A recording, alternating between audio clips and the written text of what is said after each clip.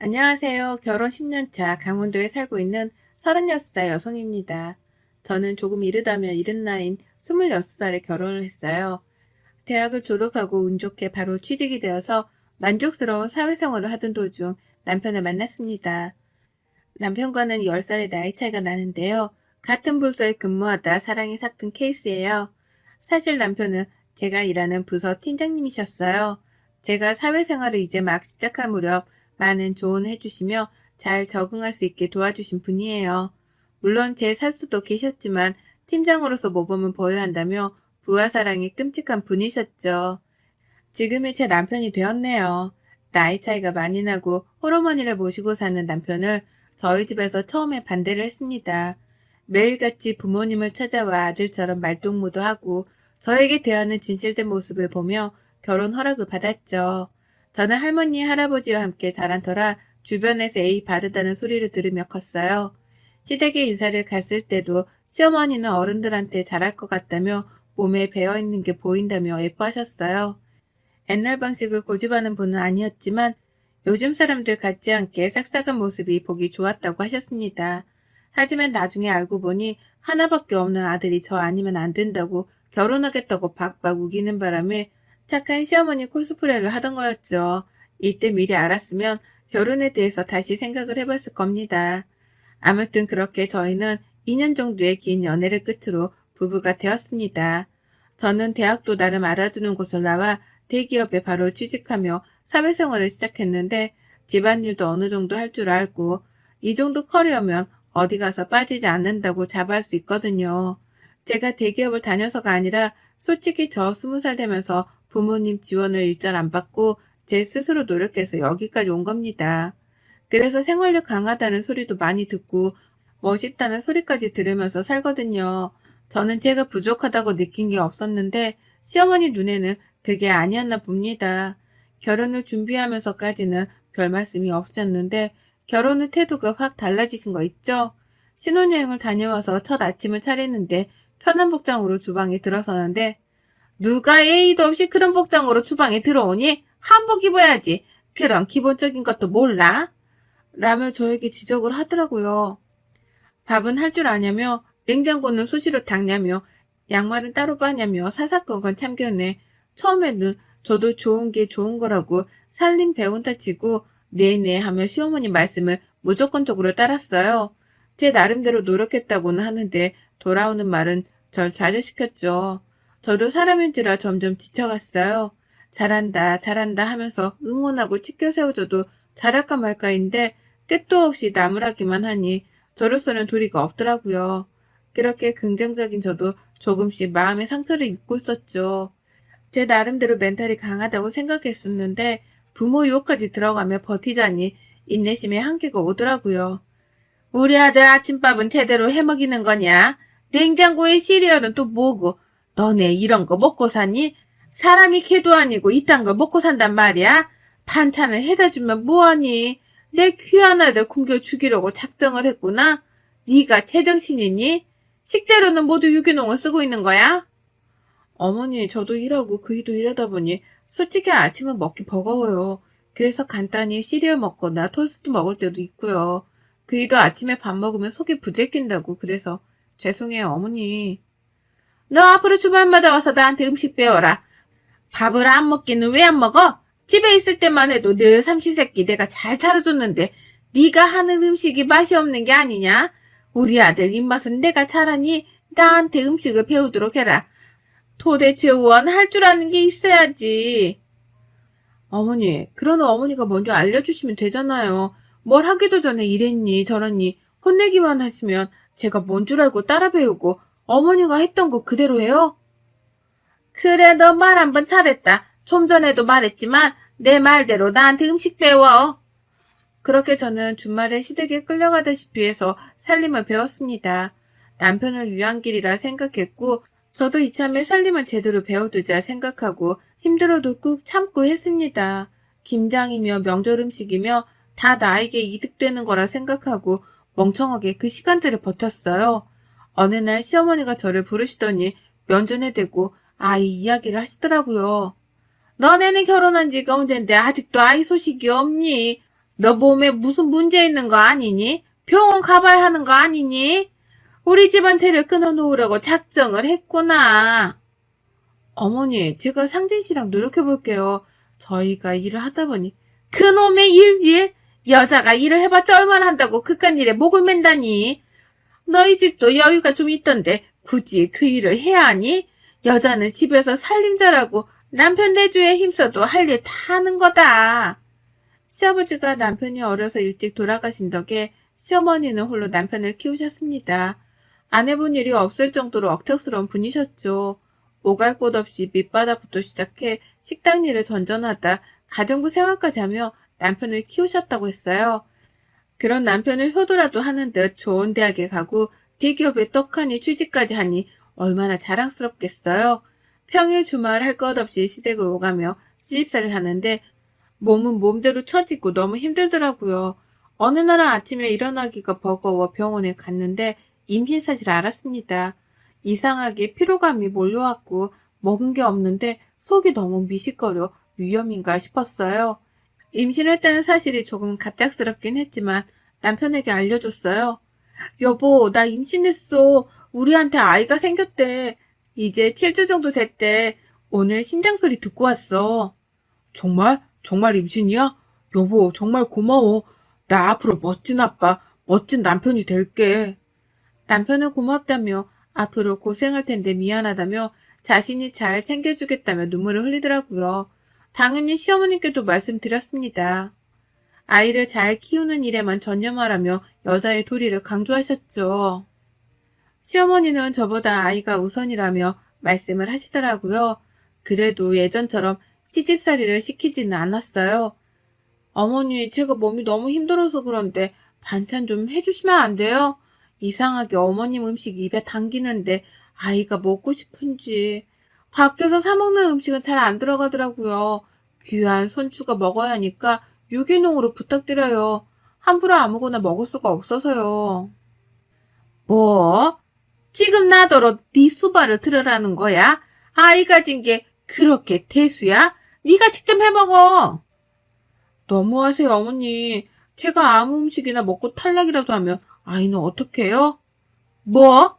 얘, 너 그런 끔찍한 소리 하지 말아라. 아휴, 그래 알았다. 내가 해주마. 그렇게 시어머니는 매번 저의 저녁, 그리고 제가 먹고 싶다던 음식이 있으면 해주셨어요. 물론 애써서 해주신 거라 감사하긴 했지만 한편으로는 꼬숩기도 하더라고요. 혹여나 아이가 잘못될까봐 계속 직장을 관두라고 종용하시는데 어렵게 들어간 회사이기도 하고 제 커리어를 포기하고 싶지 않아 고집을 부려 퇴사하지는 않았어요. 몸이 많이 힘들고 시집살이까지 견뎌내느라 매일매일이 고됐지만 안정기에 접어드니 마음이 놓였습니다.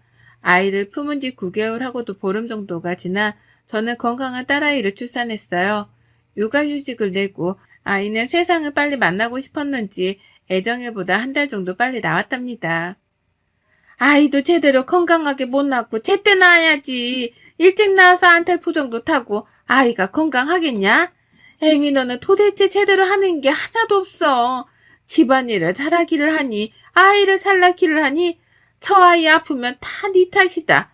그리고 이왕 낳는 거 떡두꺼비 같은 아들을 떡하니 낳았어야지. 딸이 뭐니? 어머니, 제가 몸에 문제가 있었나 봐요. 어머니가 해주신 음식이 문제가 있었나? 제가 먹은 거라곤 그것뿐인데요. 그래도 소중한 아기이고 지금 상태가 괜찮다고 하니까 너무 걱정하지 마세요. 앞으로 건강하게 잘 키우면 되니까요. 아이를 낳고 거동이 불편해 침대에 누워있는 사람한테 하는 말 치고는 너무한다 싶을 정도였어요. 어머니가 아들도 못 낳냐며 비꼬길래 제 몸이 이상한 거 아니냐길래 맞받아 쳤습니다. 제대로 마음의 상처를 입고 정신이 피폐해지던 건 아마 그때부터였을 겁니다. 가뜩이나 육아로 잠도 제대로 못 자고 출산 후에 변화된 내 몸에 스트레스를 받고 있는데 직설적인 우리 시어머니는 살을 좀 빼야 하는 거 아니냐? 나 때는 출산하고 다음날 애 업고 와서 일했다. 모유 수유해라. 라며 온갖 간섭질을 다 하더라고요. 남편은 하필 부서도 바뀌는 바람에 출장을 자주 다니는 상황이었고 집에 같이 있던 날이 별로 없었죠. 자기야, 나 너무 힘들어. 어머니도 상대하기 벅차고 조금 일찍 들어오면 안 될까? 미안해, 여보. 지금 맡고 있는 프로젝트가 큰 건이라 나도 여보 도와주면서 같이 육아하고 싶지만 지금 그럴 수가 없어. 나중에 아기랑 같이 먹고 살려면 빠듯한데. 그럼 자기도 바쁘고 나는 혼자 있고 우는 애한테 신경질이라도 내니? 내가 과부니? 내가 미안하다고 했잖아. 왜 이렇게 애문하게 구는 거야? 내가 노는 사람도 아니고 도대체 왜 그래? 당신 힘든 거 충분히 이해하고 나도 미안해 하고 있어. 근데 나한테 뭘 더 어쩌라는 거야? 나는 안 힘든 줄 알아? 나도 힘들다고. 기댈 곳이 없던 저는 우울감이 날로 커져갔고 급기야 남편을 붙잡고 매일 엉엉 울다시피 하며 지냈습니다. 시어머니요? 제가 힘들어도 절대 수고했다, 잘했다 한마디 없으셨어요. 아이가 조금이라도 감기 기운이 있을 때면 제 몸 관리를 지적하면서 집안 얘기를 꺼내질 않나. 조리원에서 퇴소 후 집에 갔는데 시어머니는 여전히 불시에 집에 와서는 밥을 차려라, 청소는 했냐, 이번에 동창회 모임이 있는데 다 같이 먹을 음식 좀 하라며 닥달을 하더라고요. 미친 척하고 배달 음식을 시켰어요. 요즘 홈파티하는 고객들이 늘어나 서비스도 괜찮았고 레스토랑에서 식사하는 것 못지않게 맛도 있고 품질도 좋았거든요. 당연히 그걸 본 시어머니는 얼굴이 일그러지셨고 어머니의 동창분들이 가시고 저를 불러 세우더라고요. 순간 눈에 별이 번쩍했어요. 시어머니가 제 뺨을 쳤기 때문이죠. 우는 아이를 보며 잠든 아이를 보며 그저 아들을 못 낳은 아이를 건강하게 낳지 못한 건 내 탓이라 생각하며 겨우겨우 버텨내길 2년. 우울감은 극에 달했고 병원에 상담을 다니며 약을 처방받아 먹게 되었어요. 그랬더니 그마저도 정신병원에 미친 사람들만 가는 거 아니냐? 하며 막말을 하길래 더 이상은 못 참겠더라고요. 야근을 끝내고 집에 돌아온 남편을 기다렸다가 이혼을 통보했습니다. 어머니 말씀이 너무 지나치세요. 미친 사람들이라뇨. 말조심도 하셔야겠네요. 미친 건 안 돼 미쳤다고 하지. 왜? 뭐가 잘못됐니? 그래요. 다 제 탓이겠죠. 그렇게 애지중지하는 아들 그리고 손녀 데리고 잘 살아보세요. 저는 이쯤에서 빠져드릴 테니 뭐든지 잘하시는 분이니까 다른 말씀은 안 드릴게요. 그이랑 잘 상의해서 아이 유기농을 먹이면서 잘 키우시겠죠. 나중에 자라서 저처럼 부족한 여자 안 되려면 지금부터 미리 조기 교육이라도 시켜야겠네요. 수고하세요. 뭐? 너 그게 무슨 말버릇이야? 네 집에서 그렇게 가르치던 이런 버르장머리 없는 경우를 봤나? 야, 너 이리 안 와? 야? 지금 야라고 하셨어요? 저도 어머니 부모님이 지어주신 이름 있고요. 어머님한테 야라고 불릴 만큼 그런 하찮은 존재 아니에요. 교육은 어머니가 못 받으신 것 같은데요. 지금 상당히 무례한 거 아시죠? 뭐 이런 게 다 있니? 하나밖에 없는 귀한 아들이랑 결혼하겠다고 왔을 때부터 마음에 안 들었어. 너 같은 며느리 필요 없다. 훌륭한 아가씨들 널리고 널렸어. 너 당장 나가. 어머니 비위 맞춰줄 여자가 몇이나 있는지 궁금하네요. 애 딸린 돌싱과 아나무인 시어머니, 과연 어떤 여자가 미쳤다고 시집 오나요? 저니까 이 정도 해드리는 거라고요. 복에 겨운 줄 아세요. 남편은 제가 왜 힘든지, 왜 우울하는지 이해하고 있었고 공감하고 있었어요. 제가 더 힘들면 어떻게 행동할지 판단이 안 섰기에 심신의 안정이 중요한 것 같다며 자신이 그동안 미안했다고 시어머니가 심하면 심했지 덜하지는 않을 거라며 조금은 편하게 살아보라며 이혼 서류에 도장을 찍어주더라고요. 그동안 시어머니가 저한테 했던 행동들 남편이 몰랐던 건 아닙니다. 그저 제가 애써 괜찮다고 힘들지 않다고 웃어봤기에 남편도 저는 뭐라 하지 못한 거죠. 저런 년은 애초에 집안에 들이는 게 아니었어. 부족한 거 받아주면서 살림 좀 가르쳐주니 저렇게 토라져서는 막무가내로 행동하는 거구나. 이혼? 까짓것 해봐 어디. 어머니, 저 그동안 결혼하면서 어머니랑 그이한테 밉보일 짓 안 했다고 생각해요. 상황마다 달랐지만 꼬박꼬박 끼니는 챙겨줬고요. 더 이상은 대화가 의미 없는 것 같아요. 그러니 그렇게 좋아하는 아들 끼고 살아보세요. 저는 더 이상 못하겠습니다. 내 인연, 네가 우리 집안을 무시해도 유분수지? 네가 얼마나 잘 사는지 두고 보자. 이 못된 것 같으니라고. 저도 지쳤어요. 질렸다고요. 도와달라 할 때 도와주긴 하셨어요? 아이 한 번이라도 봐주신 적 있으셨냐고요. 그이 삼시세끼 밥 차려주라 해서 그렇게 했고요. 제 고집 피우면서 회사 다니고 욕먹을 때도 저 가만히 있었어요. 어머니가 하는 말이 다 맞겠거니 옳겠거니 그러려고 넘겼거든요. 제가 이 집 며느리입니까? 종살이 하러 온 여자입니까? 제가 며느리긴 해요. 나도 너 같은 며느리 필요 없다. 하나밖에 없는 귀한 아들 고생시키기 싫으니 썩 꺼져. 저는 그 길로 아이를 남편에게 안겨주고 옷가지와 지갑만 챙겨 친정으로 왔습니다. 아이를 생각하며 가슴이 아파왔지만 더는 그렇게 살 수 없었어요. 남편과 아이를 정말 사랑했지만 시어머니의 모진 말과 모진 행동, 저를 어디까지 무시해야 속이 풀리는지 감이 안 잡히더라고요. 정말 죽고 싶었습니다. 친정 부모님은 놀란 눈으로 왜 그러냐며 저를 다그치셨고 저는 그동안에 있었던 모든 것을 말씀드렸어요. 저요?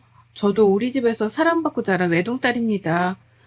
그런 딸이 시집가서 행복하게 잘 살 줄 알았는데 이렇게 모진 수고를 겪고 있을 줄이야 꿈에도 모르셨겠죠. 딸 bab으셨던 친정아버지는 뒷목을 잡으시며 너무 기가 막히다며 할 말을 잃으셨어요. 감히 내 귀한 딸한테 그따위 짓을 했단 말이야? 김서방은 뭐하고 있었다니? 네가 그 꼴을 당할 동안 네 남편이라는 작자는 뭐라고 앉아있었냐 이 말이다. 그동안 안 써도 사정 생각하고 아무 말 안 했지만 딸 가진 죄가 이렇게 크다니 너무 가혹하구나. 그 집은 더 이상 사람으로 대할 집안은 아닌 것 같네. 아빠, 내가 잘 살았어야 했는데 이렇게 못난 모습 보여서 미안해. 하나밖에 없는 딸이 내세울 게 없나 봐. 시어머님 말대로 난 정말 할 줄 아는 게 없는 그런 존재인가 봐. 죄송해요. 너 말은 똑바로 해. 하나밖에 없는 내 귀한 딸이야. 애지중지 해가며 나이 많은 놈한테 시집간다고 할 때 네가 좋으면 그만이었다. 네 스스로 네 가치를 매기지 말렴. 남편을 사랑하는 마음이 없던 건 아닙니다. 남편이 미워서 이혼한 게 아니에요. 시어머니의 모든 행동들과 모든 말들이 저를 고립시켰고 저를 피폐하게 만들어갔죠. 아마 그 집에 더 있었더라면 저는 안 좋은 생각까지도 했을 겁니다. 그렇게 친정에서 지내게 된 지 몇 년의 시간이 흘렀어요. 남편은 꾸준히 아이의 근황을 사진으로 보내주고 있었어요. 아이는 유치원에 다니고 있고 저는 남편과 다니던 회사에 사표를 낸 뒤 이직을 하기 위해 구직 활동을 전전해야 했어요. 면접을 보러 갈 때마다 번번이 퇴짜를 맞았는데 우연히 장명소에서 사무보조 직원을 구했고 면접을 봤는데 당장 다음 날부터 나올 수 있냐고 하는 겁니다. 그래서 흔쾌히 알았다 하고 첫 출근을 앞두고 있었죠. 전 남편에게 전화가 오더니 시어머니가 돌아가셨다며 장례식에 와줄 수 없겠냐고 하는 겁니다. 정말 가기 싫었어요. 시어머니 생각만 해도 치가 떨렸으니까요. 하지만 전화기 너머로 들리는 남편의 울음소리를 외면할 수 없었습니다. 수민 엄마, 어머니 오늘 새벽에 돌아가셨어. 수민이 많이 보고 싶어 하셨는데 그동안 왜 연락 안 하셨는지 몰라. 이혼한 마당에 며느리했던 사람한테 무슨 말을 듣고 싶어서 전화하셨겠어? 나 같아도 안 할 것 같아. 어머님은 어쩌다 돌아가신 거야? 지금 와서야 하는 말이지만 나 너무 힘들었어. 엄마도 많이 후회하시더라. 당신 볼 면목 없다면서. 그런데 그놈의 자존심이 뭔지 끝까지 연락 안 하시고 마음의 병인지 앓다가 돌아가셨어. 남편은 이미 많이 울었는지 힘없고 생기가 없는 그런 상태였죠. 장례식장에 갔더니 지난 시간이 생각나며 눈물이 왈칵 쏟아지더군요. 이혼을 하며 집을 나가는 그 순간까지 제 뒤통수에 대고 온갖 욕을 하시던 시어머니. 내가 미워서 그런 게 아니라고, 네 탓이 아니라고 한마디만 해주셨으면 지금 이렇게 마주하고 있지도 않았을 겁니다. 어머니, 이렇게 허망하게 가실 거면 왜 그렇게 저한테 모질게 대하셨어요? 조금만 저한테 다정하게 대해주셨더라면, 조금만 더 며느리로 인정을 해주셨더라면 우리가 이렇게 되지 않았을까요? 전 그때만 생각하면 아직도 어머니가 많이 원망스러워요. 왜 내가 못마땅했나, 무엇이 마음에 안 들었나 다 묻고 싶네요. 그곳에선 편안하셔야 해요. 우리를 알던 많은 사람들이 조문을 왔고 어머니를 떠나보낸 지 반년 정도가 지났어요. 여보, 우리 다시 시작하면 안 될까? 아이도 그렇고 나도 그렇고 나한테 한 번만 기회를 주면 내가 정말 열심히 살게. 당신한테 못해줬던 거 반성하면서 살게. 내가 바로 확답을 못하겠어. 나도 생각해봐야 하고 섣불리 얘기할 수 있는 문제가 아닌 것 같아. 엄마 돌아가시니까 알겠더라. 그땐 나도 어린 마음에 자기가 괜찮다고 하니까 그러려니 했지. 하지만 내가 그랬으면, 일단, 나 오늘은 먼저 자리에서 일어날게. 연락할게. 며칠을 한참 고민했어요. 힘은 들었지만 지금까지 잘 살아왔고 계속 이대로 사는 게 맞는 건지, 지금까지 저를 찾은 적이 없었지만 엄마가 생겼다며 좋아할 아이의 모습이 떠올랐습니다. 결국 부모 없는 아이로 낙인 찍히게 하고 싶지 않았기에 재결합을 하기로 하고 살림을 합치기로 결정했죠. 이혼할 당시 남편과 저는 서로가 싫어서 이혼을 한 게 아니기 때문에, 그리고 시어머니가 돌아가셨기 때문에 저희가 같이 안 살 이유도, 굳이 거절할 이유도 없었거든요. 무엇보다 아이가 자라면서 부모가 없는 아이라며 막말을 들을 것이라고 생각하니 머리가 아팠고, 아이를 생각해서라도 재결합을 해야 했어요. 남편과는 원만한 관계로 잘 지냈고, 남편은 회사에서 본부장으로 진급까지 했습니다. 강원도에서 회사에 분점이 생겼는데 자리 잡을 때까지 직원들을 교육하고 훈련시키는 업무를 했고, 강원지사 총괄 책임자로 가게 된 거였어요. 그렇게 남편을 따라 강원도로 이사가게 되었고, 지금까지 잘 살고 있답니다. 뱃속에는 둘째를 품고 있고, 내년 봄에는 귀여운 아들이 태어날 예정이랍니다. 여러분의 생각은 댓글로 남겨주세요. 오늘도 시청해주셔서 정말 감사합니다.